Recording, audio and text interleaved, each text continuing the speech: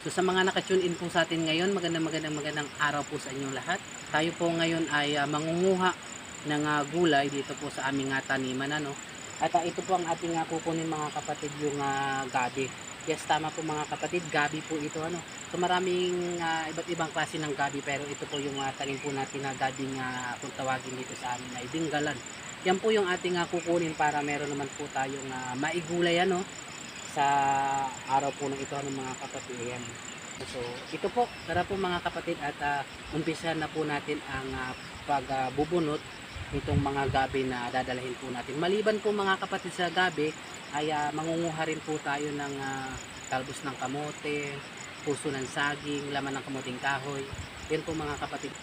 Ito po mga kapatid, kunin na po natin itong mga gabi na ito para meron po tayong maigulay, ano. At yun na nga po mga kapatid, ay agad ko na pong kinuha yung aking panghukay, at syempre sinimulan ko na hukayin yung mga gabi, ano, na kailangan po nating bunutin, at yan, hinukay ko na po yan mga kapatid. Sa inyo po ba mga kapatid, ano po ba ang masarap na luto dito sa gabi, ano? So ayun na nga mga kapatid, kinuha ko na po yan lahat. Isin na rin, ano, mga kapatid, para po makauwi na rin po tayo ng maaga doon po sa baryo, kasi mga 3 oras pa po tayong maglalakad mga kapatid pa uwi. At ang hirap pa naman po mga kapatid ng daan, kasi po umulan ng matindi kaninang umaga, ano. At ayun, talagang siguradong maputik po yung daan.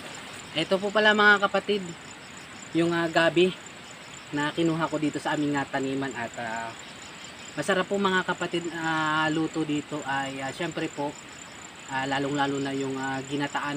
Yan ay saktong sakto po mga kapatid, lalo na po kung hahaluan natin yan ng daing, o kaya po ay tinapa, yung labahita, ay talaga naman pong napakasarap mga kapatid, lalo na kung ito ay gagataan, ano.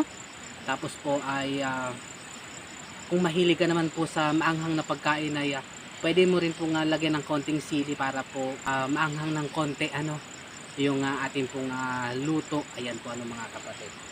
Ito po ang laman ng gabi, ano, at ito po nga mga dahon nito ay gugulay din po natin yan, at tsak na po mga kapatid, na talaga mapaparami na naman po tayo ng kain nito.